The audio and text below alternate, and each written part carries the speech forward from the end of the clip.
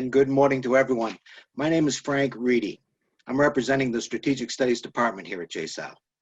Today, we're pleased to present a conversation with two distinguished guests and authors of a JSOU Press monograph. The session is unclassified and will be recorded and posted to the JSOU network. Keep in mind that the views and opinions expressed by all participants do not necessarily reflect the views, opinions, or policies of the U.S. government, Department of Defense, or U.S. SOCOM.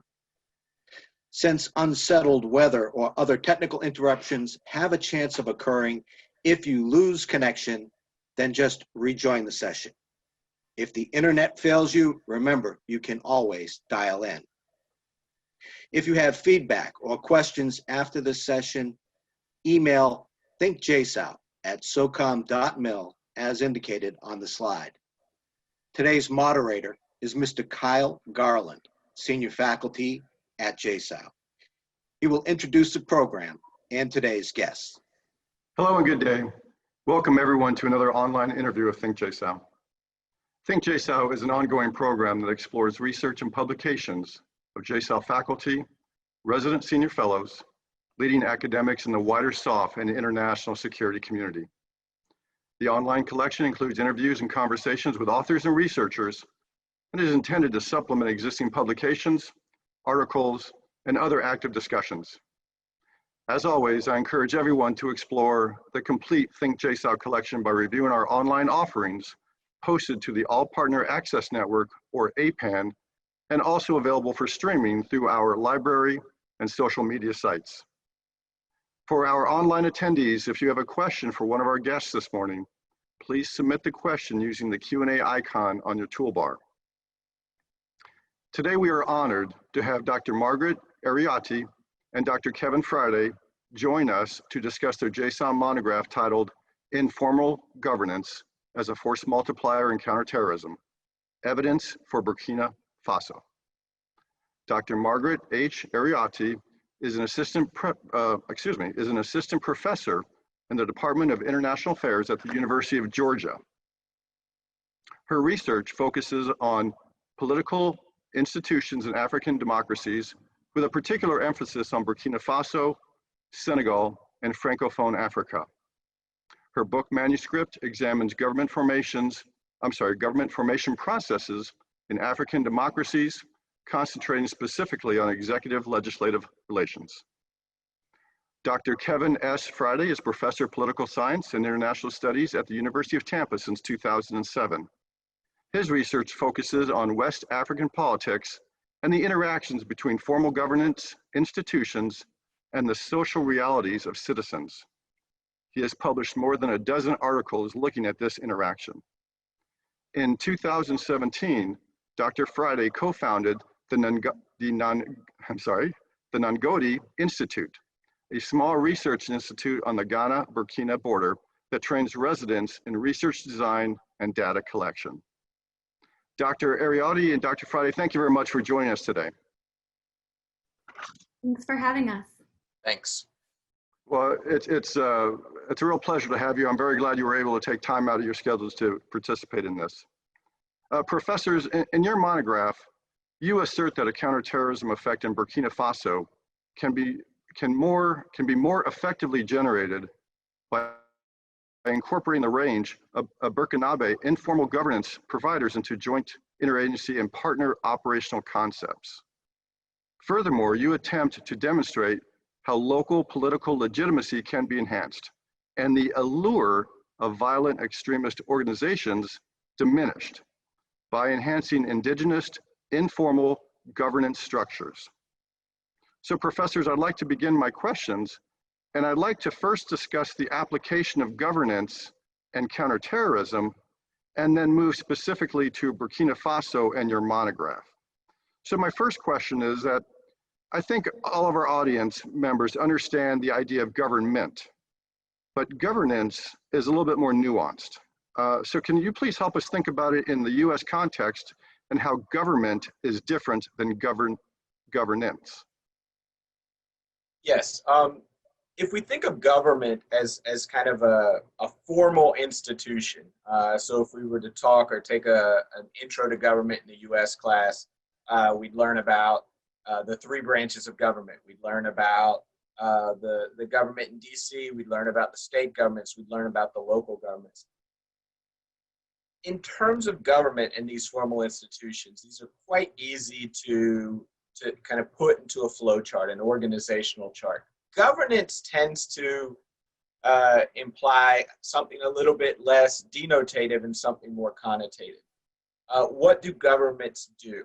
And just to give you an idea of how this works, I had a longtime research assistant in northern Ghana, and I was interested in helping his child get into school in the US. She was quite a good student. She was interested in studying medicine. It's a small village, so she didn't know exactly how the process had worked. So I signed her up for the SAT, but I told my research assistant, you've got to get her a passport. Without the passport, they're not going to let her in the room. And the passport needs to have the exact same name as I give to the SAT. He said, no problem. That was 6 months before the exam. Each month I would check in, ask him about the passport, and be like, I'm working on it, I'm working on it. Afterwards, I found out what happened was he went to his member of parliament, so the equivalent of his representative in Congress, told them what he needed. They drove down on the bus, a 16-hour journey the night before the exam without the passport. Showed up at the member of parliament's house at around 6 a.m.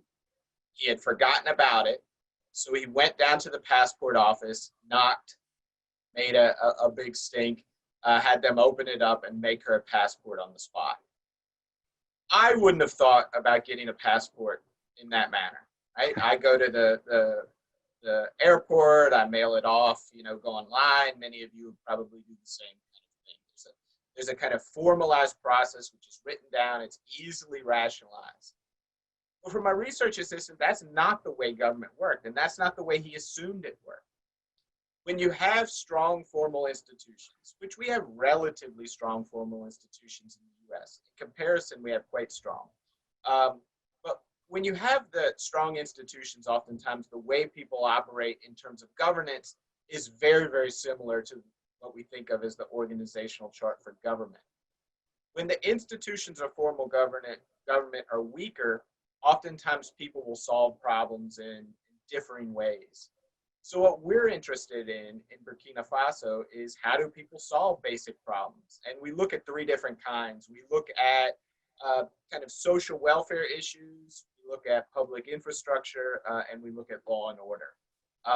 Sometimes you go to a formal government to get these things accomplished.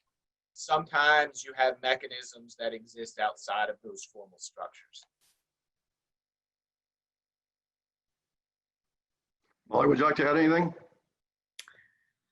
Yeah, I think I'll get into this a little bit more in a later question as well, but I think it's important in what Kevin is talking about to think about who you go to and the fact that who you go to might not always be the person that paper says you should go to. And so the kind of procedural understanding of the order of operations and how these things play out is not necessarily going to reflect what people actually do and what people actually experience. Okay, so your monograph talks about the force multiplier of governance with counterterrorism. So we normally think of counterterrorism as a counter network activity. However, in your monograph, it appears you're taking a little bit of different, but a complementary perspective. Could you please elaborate on your perspective? Absolutely. So I think the way that special operations forces approach problems is to think about kind of the centralized formal types of government. And the goal is to try and focus on getting rid of the kind of network of bad actors so that there is space for these formal, legitimate institutions to function the way they're supposed to. And the point that we're making is that that's not wrong and that's not a bad approach, but we also need to be kind of more cognizant of what exists outside of the centralized formal government. So we need to think more about this broader context of governance and the broad the multitude of actors who are involved in that process and who may not all be formally recognized or institutionalized in the same way. So legitimacy in the eyes of the citizenry is not always going to be exclusively or majority based in these formal and central actors. And if we focus on kind of the idea of counterterrorism as being fundamentally about restoring political order and giving a space for political order to kind of reestablish itself in the formal sense, it's really important to think carefully about legitimacy and power and how citizens are going to interact with different types of governance in order to really buy in, or to understand where there might be problems with getting people to buy in to the formal government. So governance as a force multiplier means that when we are designing operations to augment and enhance the political order on the ground, so the formal institutions, it's really important for us to also think about the role of local governance and other governance providers in that specific context, because interacting with not just formal governance providers, but also the informal governance providers and the local governance providers means that we're establishing a setup that is more likely to be resilient against future challenges and also to have more staying power more generally. So I'll give each of you an opportunity to expand to respond to each question. So Dr. Friday, do you have anything you'd like to add? Well, I think Molly kind of summarized it well. You basically got this idea that there's a rationalized system. Here are the players you go to and here are those you don't. And that can be efficient if you're coming in as an external force. But if those don't reflect the reality on the ground, you're going to run into problems. And what we want to do is we want to show that they don't necessarily reflect the reality on the ground in a context like Burkina Faso. So this kind of mirage of efficiency is just that, a mirage. Okay. Well, Dr. Ariotti, you mentioned there was a political component to counterterrorism. So with our recent shift in our strategy to great power competition, do you think there is some relevance in your minds to great power competition and this political component to counterterrorism in weak or developing states?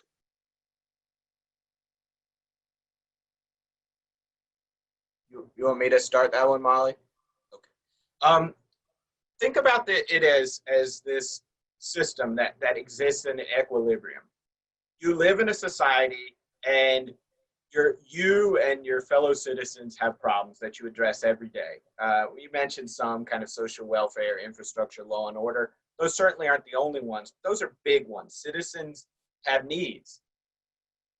You evolve ways of solving these problems over the years.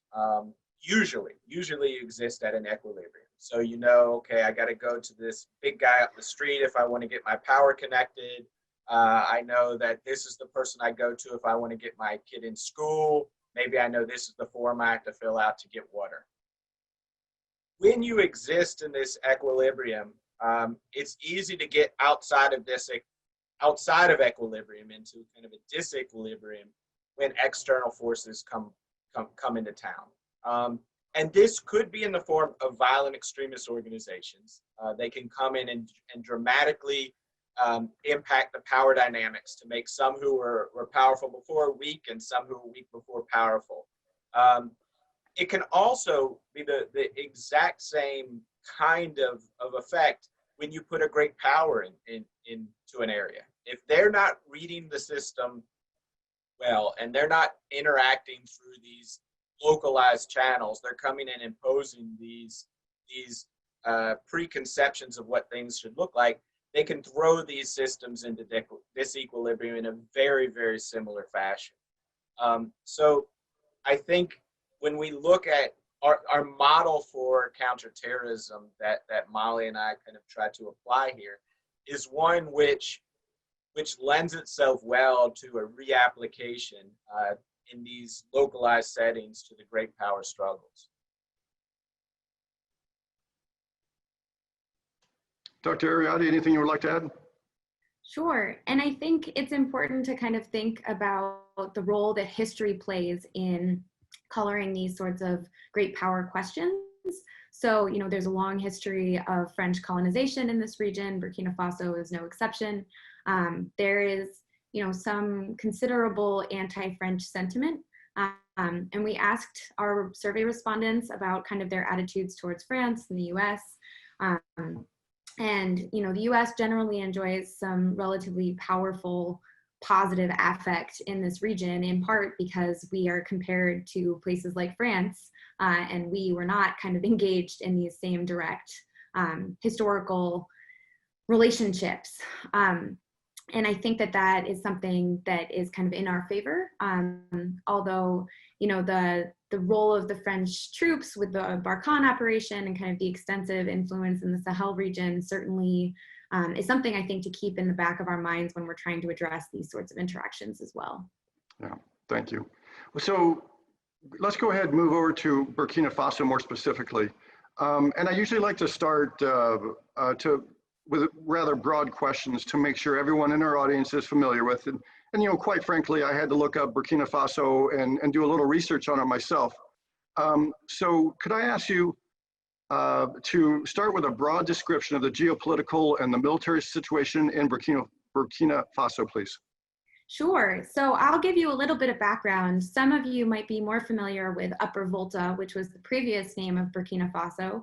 The name was changed in 1983. So I'll start around there. There's a long history of coups and irregular power transfers in Burkina Faso. It has not kind of had a happy democratic political history. So kind of noteworthy for the things we'll discuss here, 1983 coup was led by Sankara, who was a military officer. He and Blaise Compaoré were best of friends at the time. They were both involved in this coup. In 1987, however, Blaise Compaoré, who goes on to become the president, overthrows his best friend, and Thomas Sankara is killed. So from this 1987 coup, Blaise Compaoré starts to formalize and solidify his power over Burkina Faso. He forms and kind of works closely with the Presidential Guard, which is known by its French acronym, or was known by its French acronym, the RSP. They'll all come back later in the story, so I mention them now. So Compaoré works closely with the Presidential Guard, which he keeps separate and apart from the rest of the armed forces, creating some tensions because the RSP is better supplied, better paid, and they act as kind of this Praetorian Guard, and they know their role. So as Compaoré uses them and kind of other political co-optation to consolidate his regime throughout the early 90s, he then proceeds to win 4 terms, 2 7-year terms as president, and then they change the term length, and retroactively, Compaoré claims that now that there is a term limit instituted, it's not retroactively applicable. So this means Compaoré is able to win 2 7-year mandates and then 2 5-year mandates, which brings us up to 2014. So Blaise Compaoré attempts to remove term limits, which is not an uncommon action for many other countries in Africa, as some of you may well be aware. So he attempts to unblock Article 37, which is the article of the Burkina Constitution that puts this 2-term limit in place. This elicits massive protests. I mean, there are a lot of other things going on that kind of contribute to the mobilization of protesters, but this is one sort of major flashpoint for the opposition. And shortly before, in October 30th, October 31st, right when there are supposed to be meetings around voting on this amendment to the Constitution, people gather in major places throughout Ouagadougou and throughout the country, and what is known as the popular insurrection takes place in 2014. So in October 2014, right around this time,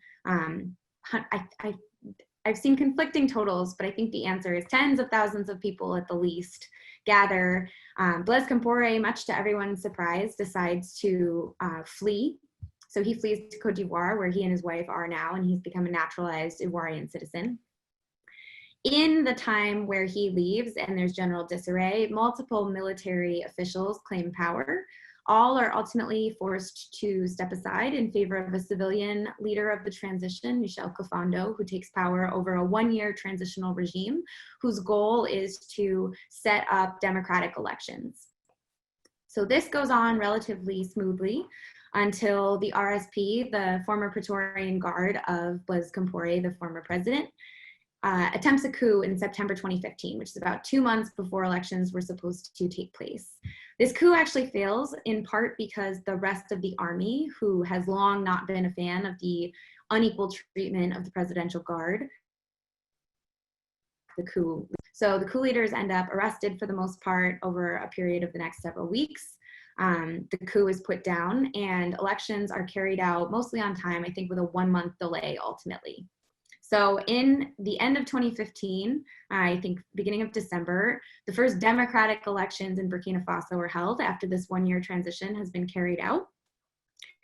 A party, the MPP, the Movement for Progress, and its leader, Marc Christian Kabore, win in a pretty decisive victory. So I think 55 of the seats in the legislature go to the MPP, and Marc Christian Kabore wins the presidency.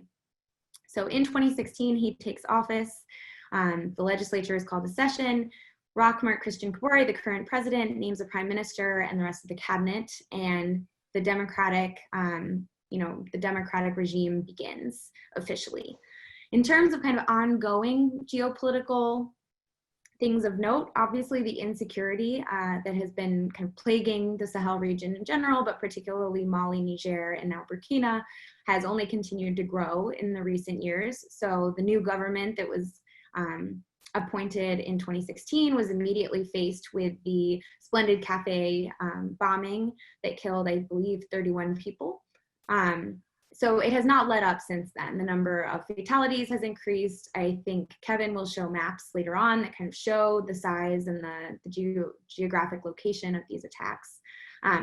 They're faced with the same problems that any government with similar means would face in terms of providing public goods that are desperately needed. So there are problems with water, access to clean water, food insecurity exacerbated by climate change. And on top of that, violence and threats of insurgency, particularly in the north, but increasingly throughout the country. I think I'll stop there and see if Kevin wants to add anything else. Okay, well, actually, before we move on to that, there was a second part to that question that I would just like to address real quickly. Excuse me. What's the military situation like in Burkina Faso? The Burkina Faso military is involved in operations to try and fight back the violent extremists throughout the country. They have historically enjoyed a very high opinion among the vast majority of Burkina Faso nationals. This is increasingly called into question as reports of military violence against civilians and kind of indiscriminate attacks on civilians who don't provide what is deemed, adequate support to the military who are in pursuit of insurgents. So there are increasing reasons for concern with the Burkina Faso military's kind of treatment of civilians and their abuses potentially of use of force in these kind of ongoing attacks. But in many reports, running through, I believe 2018, popular opinion and sentiment towards the army was quite high, in part due to the army's, efforts in fighting back against the presidential guard's efforts to kind of usurp the People's Revolution. The RSP was officially disbanded and reintegrated into the army. So they are no longer in existence, at least formally, although people popularly tend to think that some of the attacks and violence in the country is, underlyingly linked to those disaffected RSP members. Otherwise, yeah, Kevin, do you have anything you want to add to that? I think Molly did a good job covering it. You've got this situation which is not unique to Burkina Faso in the sense that there are areas of VEO activity. The government goes in and tries to resolve that situation. Oftentimes this is met with popularity in areas where the military is not involved. Where the military does get involved, it's a complicated situation because the VEOs, by their kind of very nature, attempt to blend in with localized communities. So you can get this real kind of nasty feedback loop between government activity in a region and anti-government sentiment. So you do see some of that in Burkina Faso's north, although anecdotally at least, it doesn't seem to be as pronounced as maybe in a place like Mali further north. Right. Well, since you both mentioned it, could you please describe the Islamic violent extremist organizations in Burkina Faso and the threat that they pose? Yeah, I'll take that one. And I've got a couple of maps to kind of help demonstrate. These are maps from the monograph. So they're just over a year old.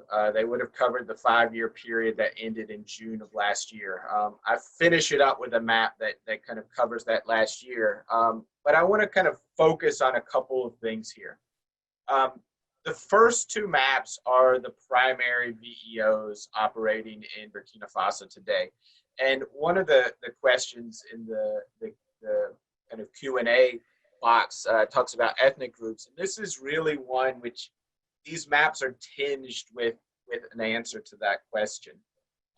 This map is the JNIM. Sometimes it's called Nusrat al-Islam. In English, we usually just call it JNIM. This organization dates back to 2017, but really is the offspring of the organizations which have been operating in the region for about a decade. The big bombings in Burkina Faso, the big bombings in Mali were all associated with predecessors to this larger group. The leader of this group is a guy by the name of Iyad Agali. He is a Malian of a fairly prominent Tuareg family and has an interesting backstory. He has been involved in Tuareg rebellion since the early 80s. But he also served for a brief period of time as an official Malian ambassador to Saudi Arabia. So kind of this back and forth between government and this kind of extra parliamentary opposition. He hasn't always been associated with Islamic extremist groups. Again, he was originally viewed as a Tuareg secessionist. Then he became kind of part of government in one of the military agreements. And now he's leading this larger organization. And there is some speculation in the media in the last couple of weeks that maybe he's willing to talk with the coup plotters in Mali. So we'll see if he gets brought back into the fold. This JNIM group, it was when we were in Burkina Faso collecting this data in again, June of 2019, the dominant VEO operating in the country. They're again based in Mali. So you see Mali is the northwestern border on this map. You see that's largely where they were operating, especially since the start of 2019.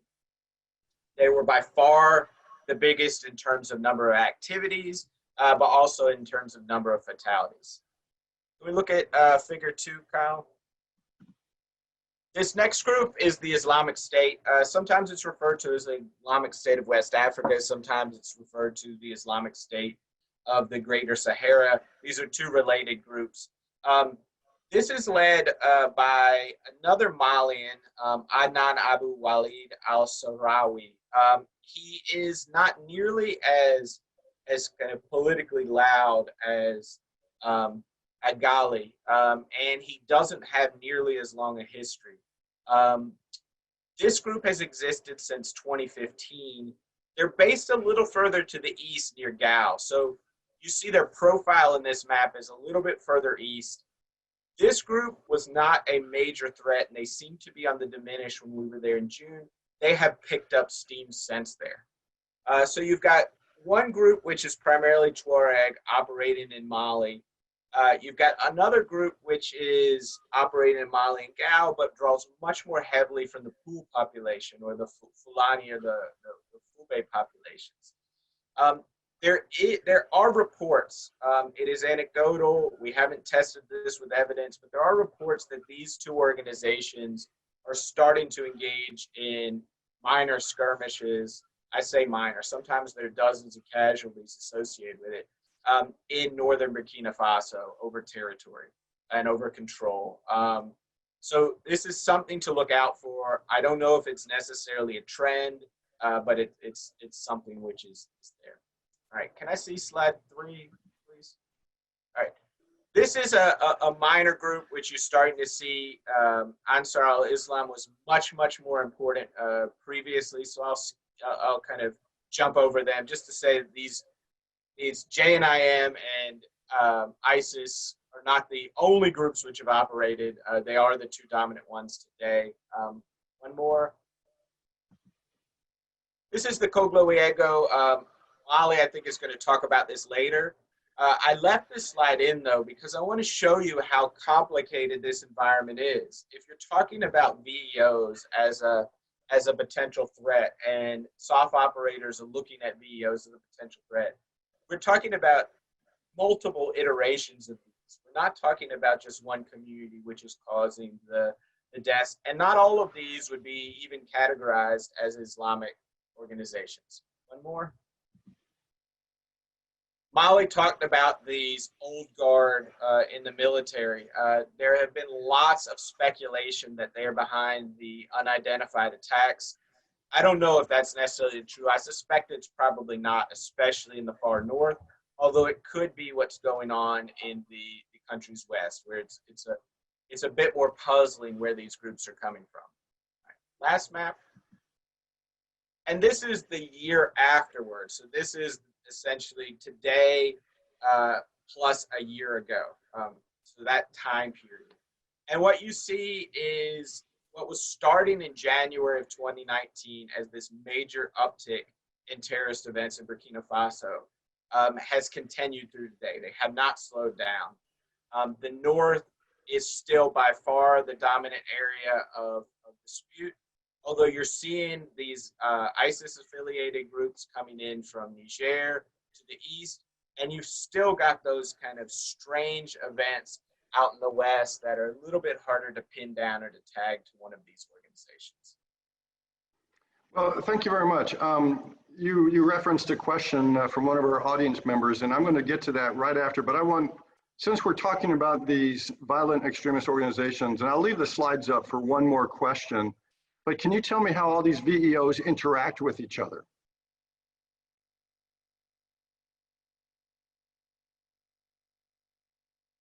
Yeah, they had interacted very little until quite recently. And again, this is very speculative. This is based on anecdotal reporting. There was a great article in the New Humanitarian by Sam Mednick about 10 days ago, which talked about this conflict between the JNIM and ISIS. What you're starting to see in this region is some signs. I wouldn't necessarily say they're conclusive, but you're starting to see some signs that various ethnic communities or regional communities are starting to get locked into one side or another. There is a previous map which I showed you, the Cogluego, and Molly will talk about them more later. It's another kind of ethnic community.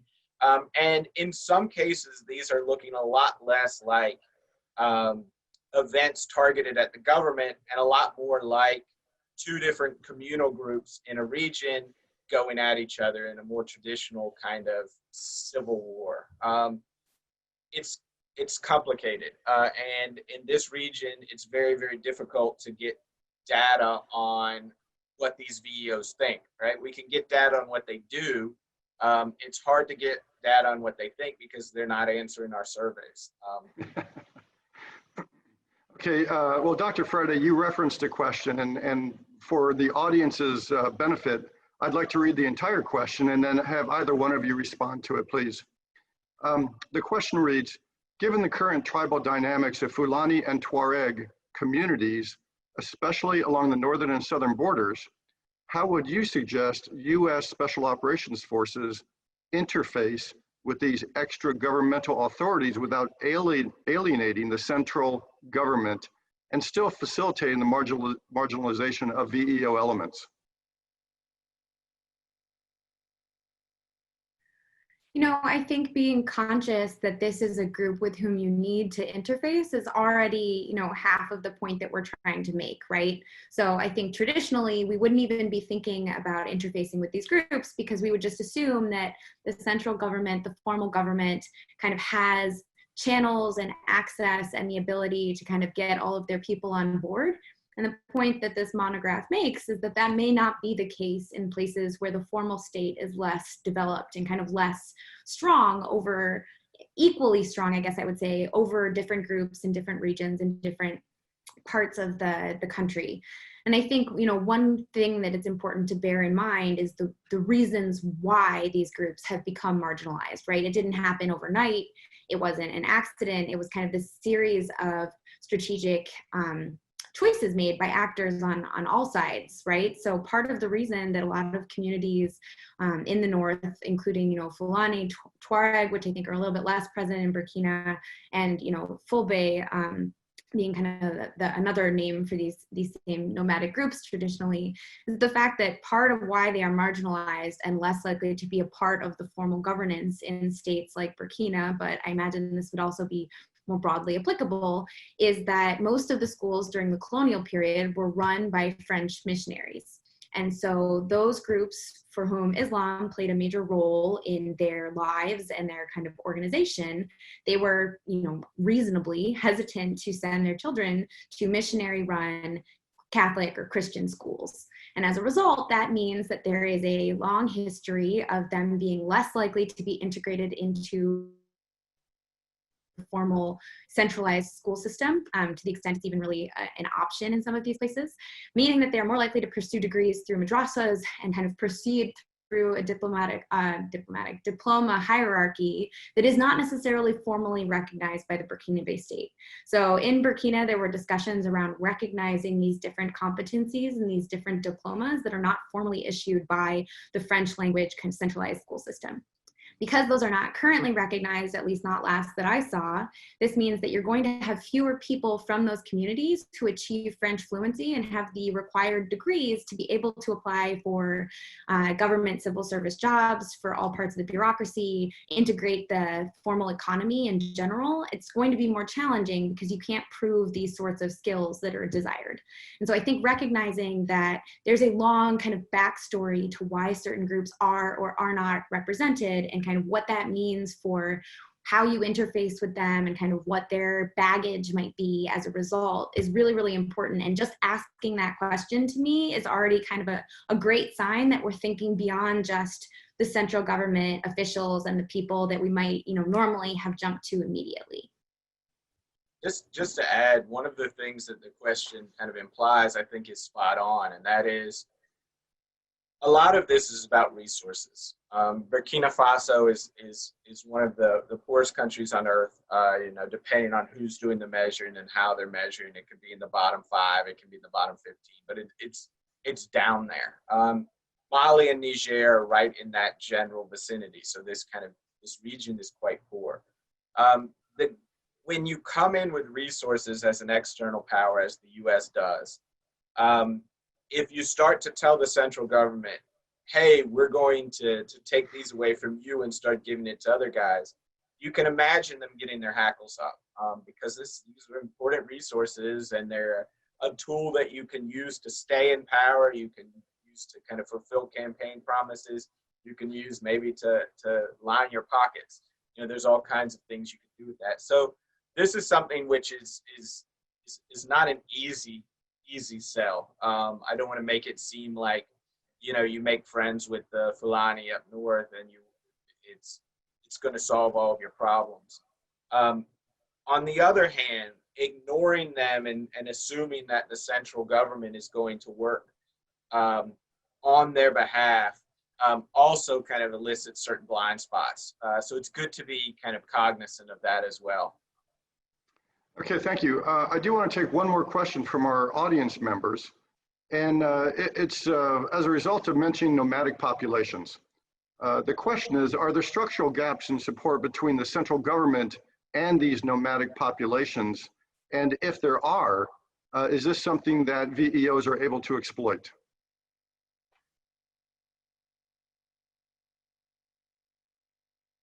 I'll start that.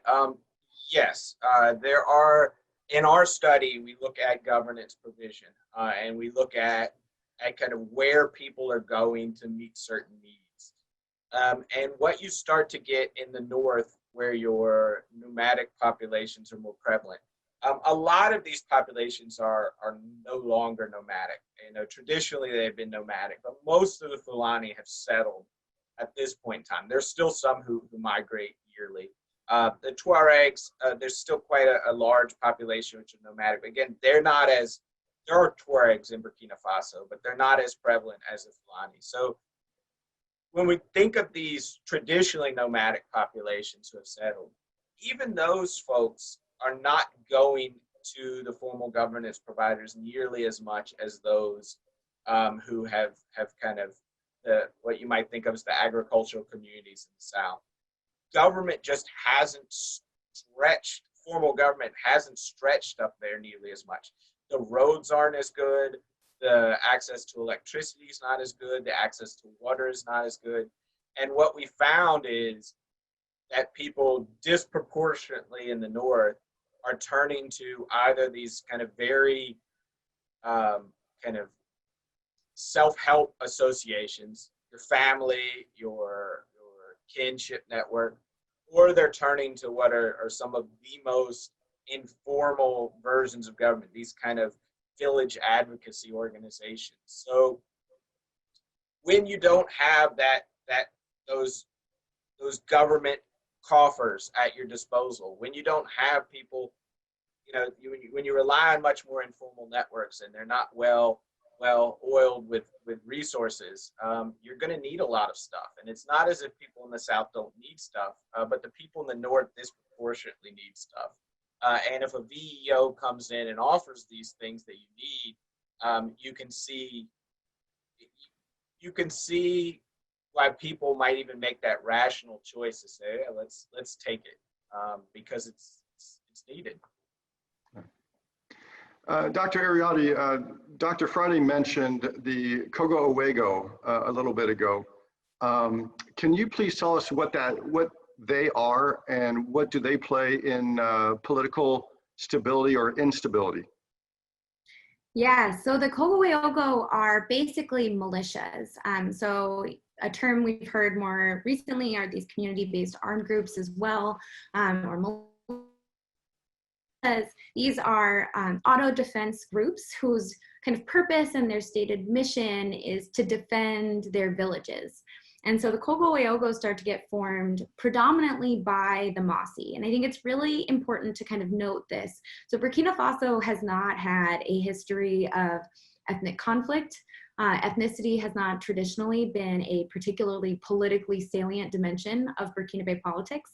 However, I note this because the Kogo Owego are fairly explicitly Mossi oriented. And so they start to crop up in the early 2000s in Mossi and kind of related ethnicities, villages, and they kind of deem themselves the defenders or the protectors of the villages. So these armed militias are fairly localized. It's not like they have a widespread. They tend to kind of stay within their village, but there are many of them. And one of the issues that started to arise is they present this problem for kind of who has the legitimate use of force at their disposal, right? So in theory, militias should not be out acting as vigilante groups, apprehending criminals or, you know, beating up people who are accused of petty theft or whatever the case may be, which is often the roles that the Kogo Owego play are kind of these localized, you know, village policemen essentially. The Burkina Faso state had not formally wanted to recognize them.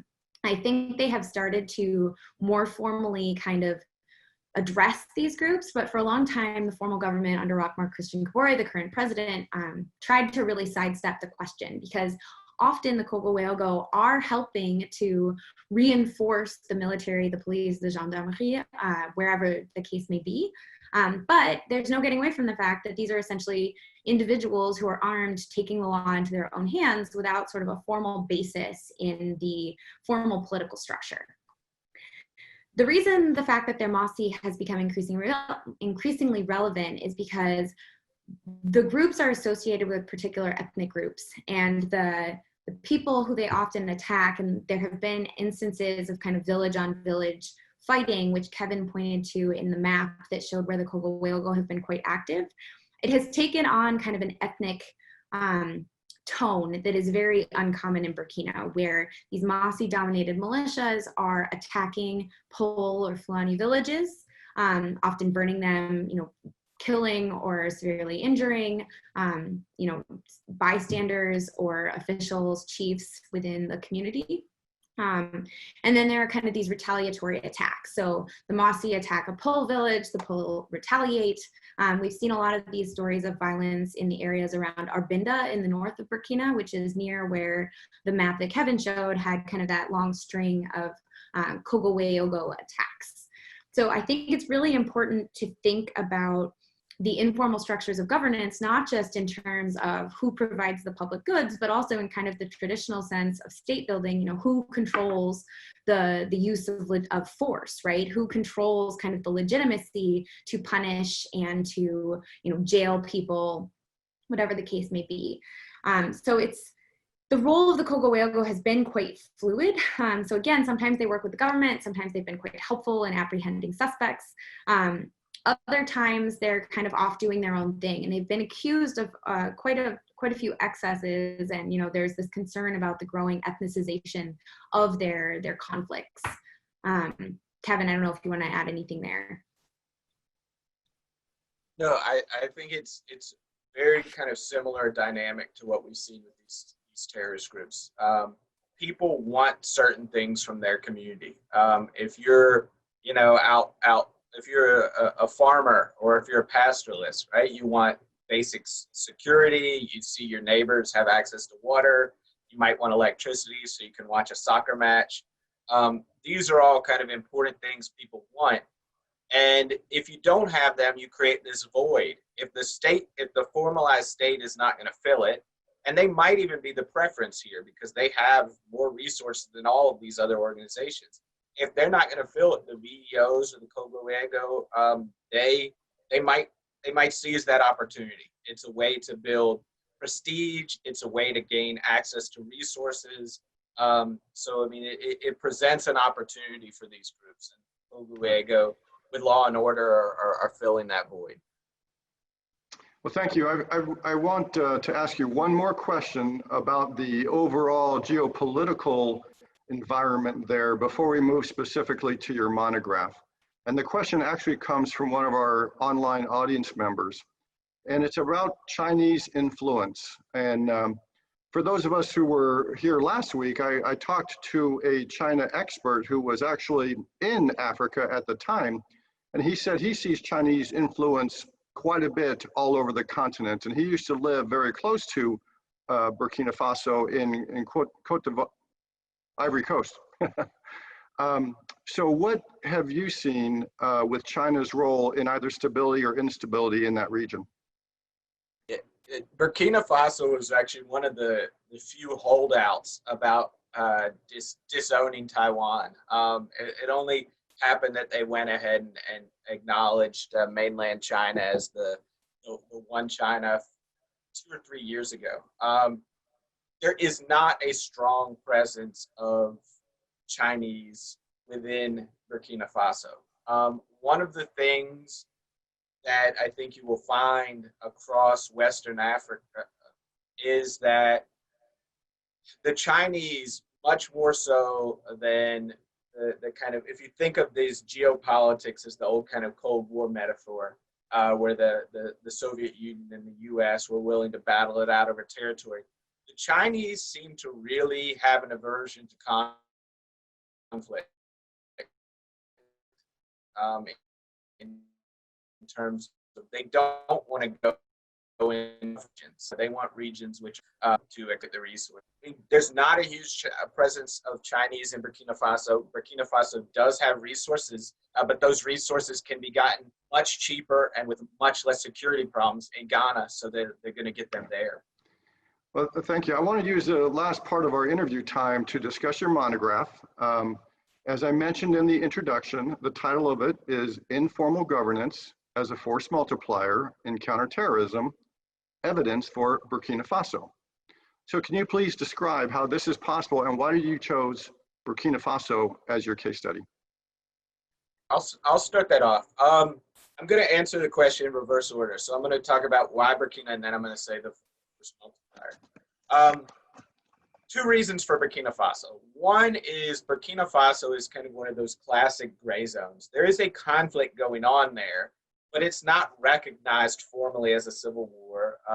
There are combatants which cross borders, but it's not another state. So it's a gray zone which soft operators, if they're dealing in the West African region, are going to see across multiple venues. So it's a situation which is pretty analogous to Mali or Niger or Chad or even Mauritania, the G5 Sahel countries. So first off, it's a good comparative case. The second reason is both Mali and I had good connections there. These are questions. It's not easy to collect data in a conflict zone, and you've got to be confident that the data you're collecting is representative of the communities in which it's being collected. It's not an easy task. One of the things that makes it much, much easier is if you have long-standing connections. So we had those in Burkina Faso. Because it was analogous to many locations across the continent, it really just made research design sense to focus there. So that's kind of why Burkina Faso. In terms of the force multiplier, if you look even in the regions of Burkina Faso, which have lots of conflict, there are going to be some villages and some towns with a disproportionate amount of conflict, and some with a disproportionate amount of peace. What we're interested in looking at is ways in which a good conflict resolution, a good social welfare and infrastructure supply mechanism can turn a place into one which you don't have to worry so much about. So what you're doing in essence by understanding governance and by looking at the way it interacts in the local communities is you're finding ways to narrow the playing field. You know, here's where conflicts are going to be, here's where they're not going to be. Also, you know, here are the attributes that this place which doesn't have a lot of conflict has, that this place which does have a lot of conflict doesn't have. What are ways, maybe not necessarily that soft, but other arms of the government can go in and push resources to reduce conflict and reduce the necessity of pushing forces or resources into that area for conflict purposes. Dr. Fridy, you just mentioned data collection as in part of your response. And in your monograph, you discussed a survey which you conducted to compare the governance in the North to the governance in the South. So will either one of you please address some of the broad conclusions that you reached based on your survey conclusions? Sure. So the North and the South, as we've kind of mentioned in various responses to questions, have a different relationship with that formal government. And they've had a different relationship historically, and that has not changed in the current climate. I think one of the things that it's important to highlight in particular, based on kind of our previous discussion about the Kogo-Weogo, these militias, is how the perception of their activities is pretty wildly different in the North versus in the South.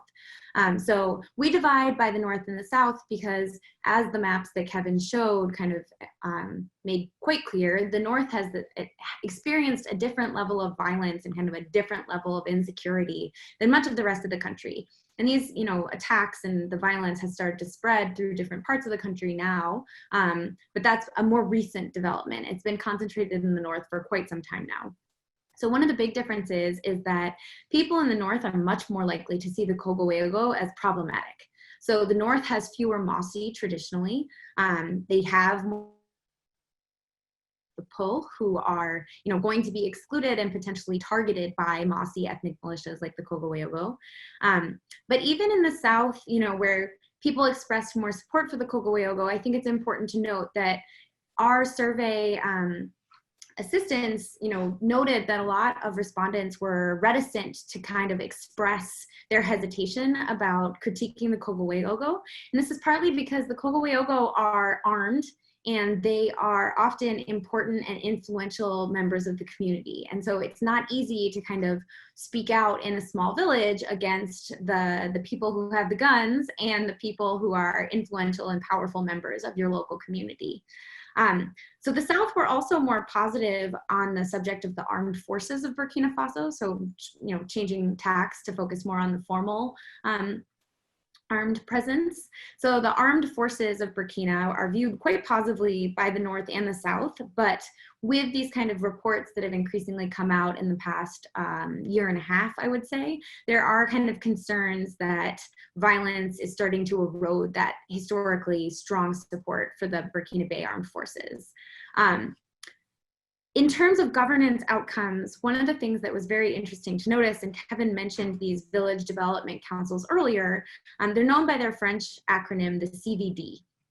And these village development councils are much more commonly mentioned as a source of government assistance in the North than they are in the South. So about a third of our survey respondents in the North specifically mentioned the Village Development Council as a place you would go to seek help if you had a problem, whereas it was only about 1% of the respondents in the South who mentioned the same community village organization.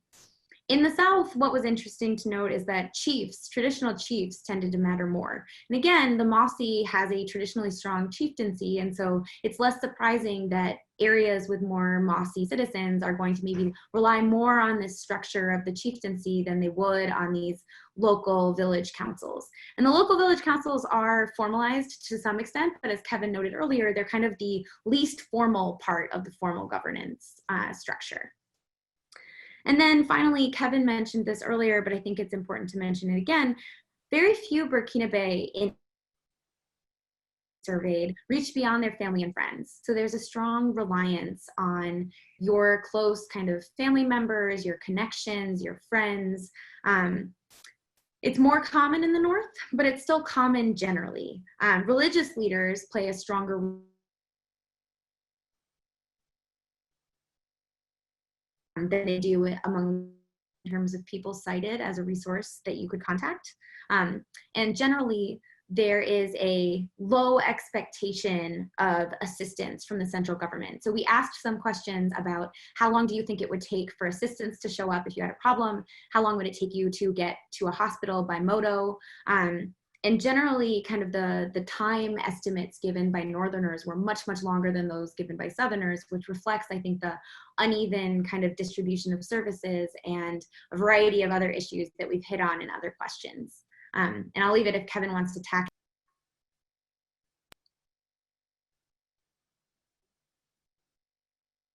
Yeah, I think Molly did a good job kind of summarizing this data. So the North is Burkina Faso compared to its southern neighbors, Cote d'Ivoire, Ghana. I think it's going to have much poorer government services. But we start to see these deteriorate as we head northward, and as we start to see those deteriorate, we start to see the kind of map, the cognitive map that people have of what governance looks like in their area, start to differentiate much, much more from these kind of formal institutions into much more informal mechanisms of governance. Yeah. So then as a follow-on question, when we're talking about the South versus the North, I mean, do they have different roles in the broader regional context? So in the broader regional context, I think the thing that has changed is that Burkina in some ways is kind of it's the heart of West Africa, and so it's subject to a lot of the kind of politics of its neighbors. So Burkina has many neighbors. That's what happens when you're landlocked and surrounded by other countries. And that means that the ongoing events in Mali, which are very much in the news right now, those affect Burkina. The ongoing events in Niger have serious implications for Burkina as well. And Burkina is kind of the last, space between the Sahel and kind of the ongoing insecurities in the Sahel and the coastal countries such as Ghana and Cote d'Ivoire. And so I think for strategic reasons, Burkina Faso is also quite kind of central to any broader regional plan that, we or ECOWAS or any other organization would be making. I think it's also important to note that, Roch Marc Christian Kabore, the president of Burkina right now, is facing elections in November. The opposition is trying to unify around a pre-electoral agreement to, if they make it to a second round. So if you get over a simple majority in the first round, there is no second round, Roch wins his second term. However, if he gets less than that 50% plus one support in the first round, we would move to a second round with whoever the top two vote-getting candidates were from the first round. And the opposition is right now trying to put together a coalition that they've just, officially announced that if they make it to a second round, all opposition parties will unify around whoever that candidate is. So they'll field their own candidates for round one, and in round two attempt to unify. So there's quite a bit of opposition to Roch Marc Christian Kabore. It's unclear kind of exactly what that's going to mean for the elections themselves in this climate and kind of with the concerns about insecurity and turnout that go with that. Roch has not taken the same sort of regional mediator role that his predecessor Blaise Compaoré had. So Blaise Compaoré was kind of known as being active in bad ways and in mediating ways in Liberia, but also in kind of mediating other regional issues. So far, I think Kabore's had a lot going on domestically, and so he hasn't stepped into those roles nearly as much. But if he were to win a second term, I think that that's something that could potentially be worth keeping in mind as well. Yeah. Well, this has been touched on a little bit during our discussion, but is this concept of governance and counterterrorism specifically an opportunity for Burkina Faso, or do you think this idea has merit in other countries as well? For example, where might we apply this concept elsewhere? Well, so I think that this is a broadly generalizable concept kind of across the board, but one instance, of course, from my focus on West Africa and Francophone countries where this is kind of directly relevant is looking at what's going on in Mali right now. So it wasn't enough for the international community to kind of coalesce around IBK, sorry, French pronunciation on the radio is messing up my letters. But Kita had the support of kind of the broader international community.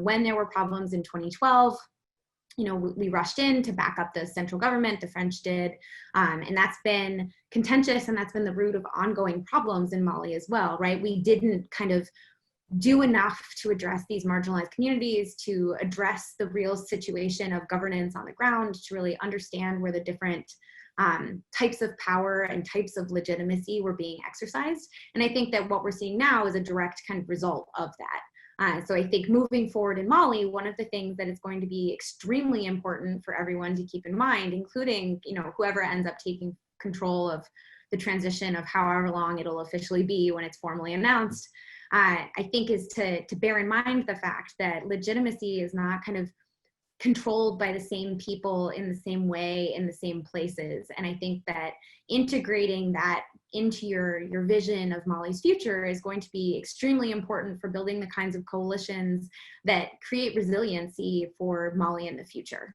Yeah. Well, my next question is going to be a kind of a big one, and it's I think our audience is going to be very much interested, and it's really about SOF's role in Burkina Faso. But I'm going to combine my question with two questions from our audience. So if you'll allow me to read a few of these, the bigger overall question is now that we have a strategy shift to great power competition, what do you see as SOF's role in Burkina Faso? But two of our audience members have also discussed the SOF role. And one of them states that SOF tends to focus more on counterterrorism and counter-network forces as our partnered forces.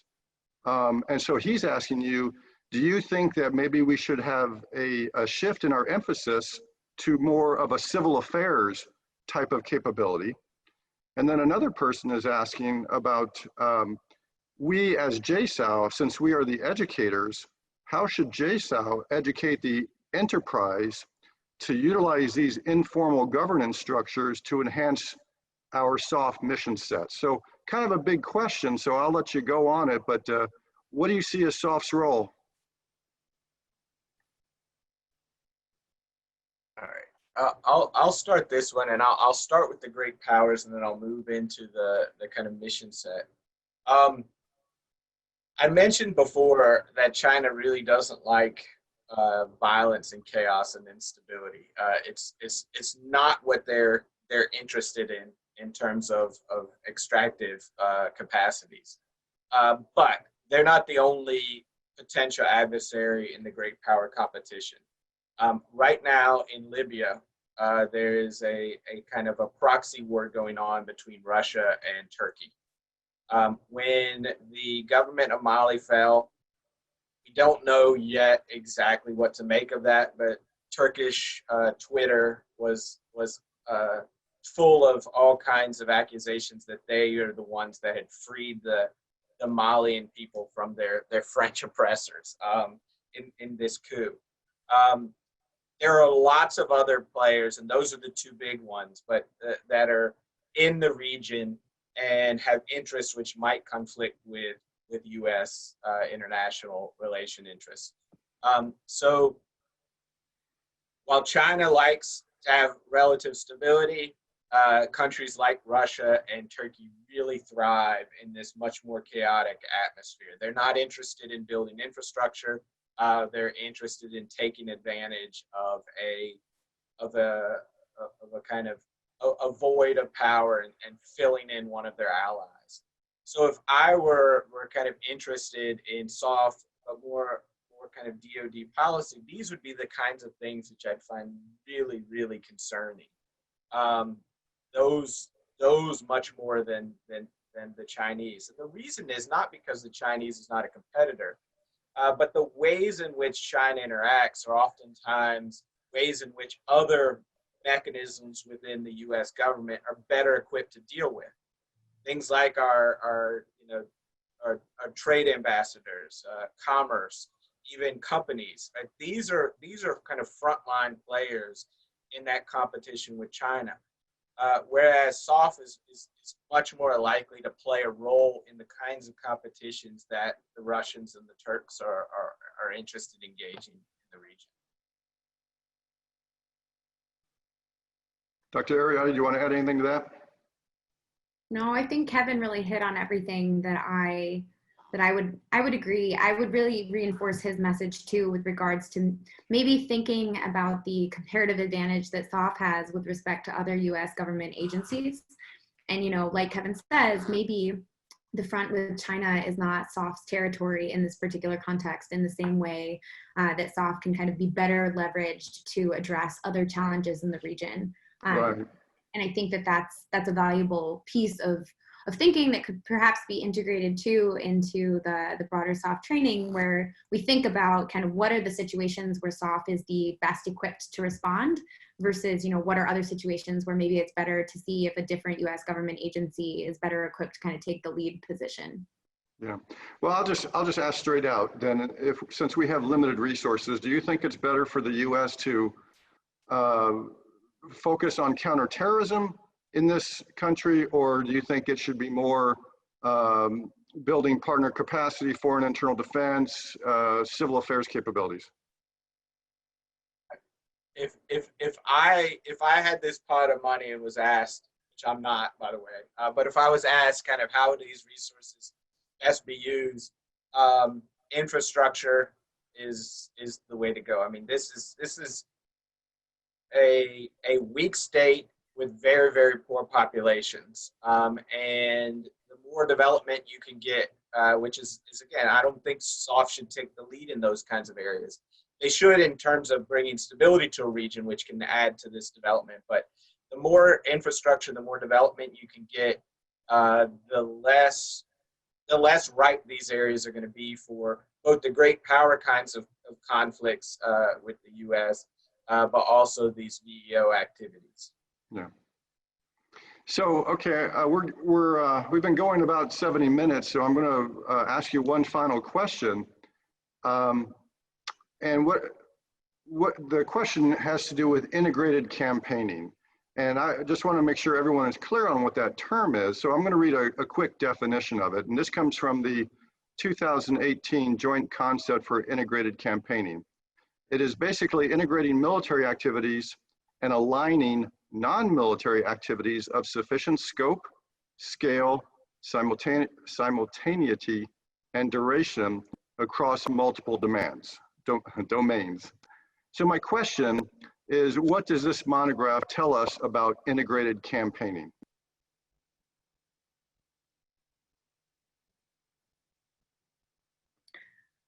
I'll start us off. I think it tells us that, you know, integrated campaigning is really important, right? What we were just hitting on, thinking about which agencies have which comparative advantage in which domain, you know, that gets right to the heart of what integrated campaigning is really about. And better communication across different US government agencies to try and coordinate these activities so that, you know, activities in one part of the country or in one domain aren't, you know, undermining the work that's being done in another domain. And instead kind of we're creating these synergies and kind of complementarity that reinforces those outcomes. I think that's incredibly important. And I think it's all the more important in a country like Burkina Faso, where, you know, the US has a lot of positive affect to go off of. And when we're trying to kind of promote democracy and promote development, those are things that people like. And I think that to the extent that we're able to kind of integrate our military support with these different sorts of projects that garner popular support, I think it puts everyone in a better position. You know, it puts the Burkina Faso in a better position because development is kind of helping bring them out of the conditions that make VEOs and the spread of insecurity more likely. And it's also kind of putting us in a better position where we aren't seen as an enemy, we aren't seen as a kind of a problematic partner, and we're kind of building on the different things that go together. When we asked about perceptions of the US and France and China in our survey, people had much more positive views of China because, you know, in part, they're focused on these development type projects. To the extent that they're in Burkina, it's much more the development end of things. It's less about a military presence. France obviously has all kinds of colonial baggage and the CFA currency, which is an ongoing kind of area of debate. But, you know, they have quite a negative perception despite the considerable military investment that they're making in the region. The US is kind of sitting in between those two. We do these projects with USAID. We have the State Department active on the front. We also have military partnerships. And I think it's important for us to kind of coordinate those goals to produce the best possible outcomes for everyone involved. Yeah, one of the traditional strengths in this region of the US relationship has been kind of mill-to-mill exchanges. So I don't think this is a real problem. And I just kind of anecdotally, whenever I'm traveling, especially in a Francophone country, you know, somebody will hear my horrible French accent and assume I'm an English speaker and say, hey, you know, I know this guy who speaks English. 9 times out of 10, it will be someone who's in the military and goes on and on about how awesome Fort Leavenworth, Kansas is. So, I mean, that exists. Not the recent coup, but the immediately former coup in Mali. The leader of the coup was very fond of wearing a Marine Corps pin on his uniform. We have good relations in that way. Where I think maybe we can benefit is these kind of relations at the lower levels, because not everything in these countries is going to be solved via the military. And it does have to do with kind of interacting with the national government, but it also has to do with understanding in terms of things like USAID, which, you know, sometimes does a good job of this, sometimes doesn't do a great job of this, is going into local communities, figuring out what the problems are there and helping them solve them, as opposed to this big ribbon cutting ceremony infrastructure project, which the government can take credit for, but isn't necessarily a benefit to people on the ground. And that requires all kinds of area expertise that it's it's not reasonable to expect the SOF to have. I mean, this is why this integrated campaigning is, I think, a really great idea, because there are certain things which are just better for these other organizations to take up. Well, Dr. Ariotti, Dr. Friday, you've both done really good sports, and I do want to thank you very much for joining us today. But before we do conclude, I want to give you one last opportunity for you to provide any closing comments to our audience members today. I'll just say thank you all for your questions. It's been really interesting to be able to kind of interact with the questions and talk a bit more about the monograph. Hopefully I'm able to go back to Burkina Faso sometime soon, although it's going to require a couple different borders to open before then. Yeah, and thanks for the opportunity to share this information. This was a really kind of interesting research project for us to take on, and opened up all kinds of ideas, I think, for us about how this kind of idea of multifaceted levels of governments interact with conflict. Yeah. Well, professors, my opinion is I think your monograph does a very good job of providing the insights into the ways in which SOF can determine how indigenous governance structures can be engaged to halt or reverse the growth of these VEOs that we discussed, as well as contribute to a more productive rebalancing of the political tension. So again, thank you very much for taking your time with us today. For our online members, if you have any feedback on this session or any Think JSOU activity, or if you have a guest speaker that you would like to nominate for an interview, please contact us at thinkjsou@socom.mil.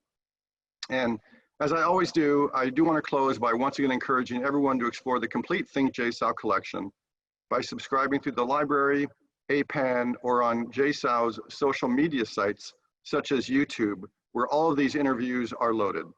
The US SOCOM library is also a very exceptional resource for checking out electronic books and to download past and present JSOU monographs, such as this one, through our JSOU Press.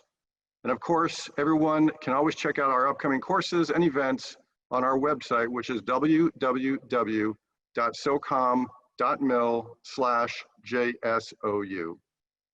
This series is brought to you by the Department of Strategic Studies of the Joint Special Operations University. And once again, thank you all for watching.